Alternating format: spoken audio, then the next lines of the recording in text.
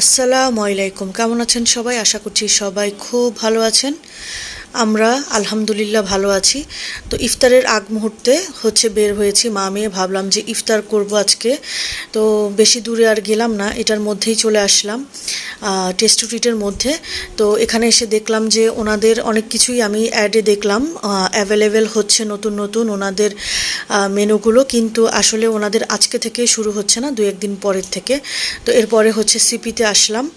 সিপিতে এসে আমরা রাইস বল অর্ডার করে দিলাম দুটো, আর ফ্রাইড চিকেন অর্ডার করে দিলাম, সাথে অর্ডার করলাম দুষ্টু বাচ্চাটার জন্য একটা চিকেন বল। তো এত ক্ষুধা লেগেছিল, মনে হচ্ছিল যে সব খেয়ে ফেলবো, কিন্তু আসলে অ্যাট লাস্ট কিছুই আর ভালো লাগছিল না খেতে, কেন জানি। আর এই দুষ্টু বাচ্চাটা দেখেন, গরম খুব গরম মুখে ঢুকিয়ে দিয়েছিল চামচ দিয়ে। আমি একটু দূরে বসেছি, বললো যে আজকে সে নিজের হাতেই খাবে, এই জন্য মা মেয়ে অপোজিট সাইডেই বসলাম। আর এই যে বেবিটাকে দেখেছেন না, এত কিউট বেবিটা দেখতে সরাসরি, আর এত সুন্দর সুন্দর করে কথা বলছিল। তার বাবা তাকে নিয়ে এসেছে এখানে খাওয়াতে। তো আমার এই দুষ্টু বাচ্চাটাকে দেখেন, সে শুধু চিকেন খাচ্ছে আর চিকেন খাচ্ছে। আমি বললাম তুমি অল্প করে নাও, অল্প করে নিয়ে সুন্দর করে খাও, কিন্তু সে চিকেনে নিচ্ছে, কিন্তু তার রাইস উঠছে না তার চামচে।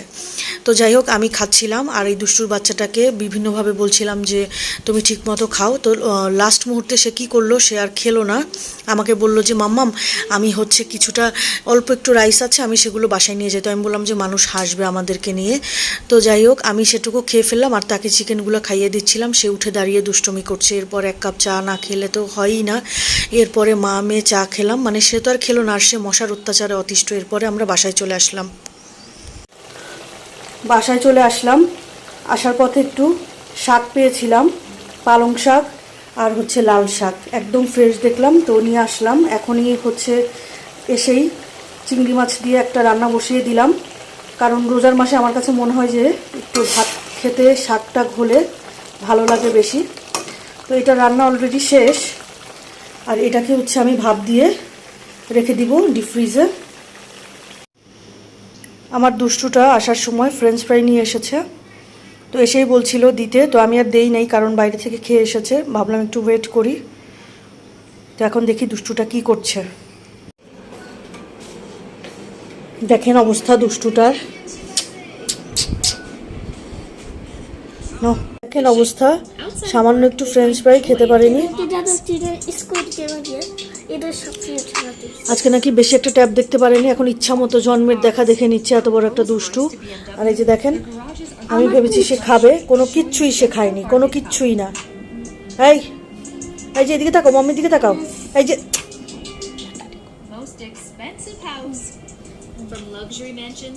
দেখেছেন অবস্থা। আর তার দুষ্টুমিটা দেখেন,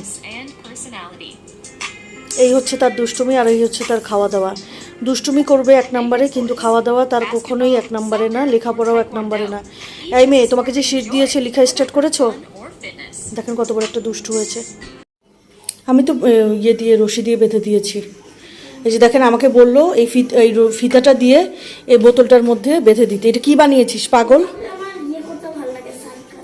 সার্কাস করতে ভালো লাগে? কত রকমের পাগল আছে, এই মেয়েটাকে দেখলে আমি বুঝতেই পারতাম না, না দেখলে।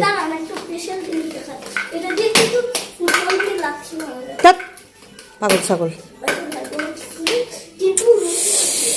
শাট আপ দুষ্টু বাবু, তুমি একটা দুষ্টু বাবু হইছো।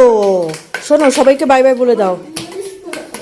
দেখেন অবস্থা, এত খেলনা থাকতে সে এই যে ফিতা মিতা বোতল তেনা মেনা ওষুধের বক্স এগুলো দিয়েই খেলে।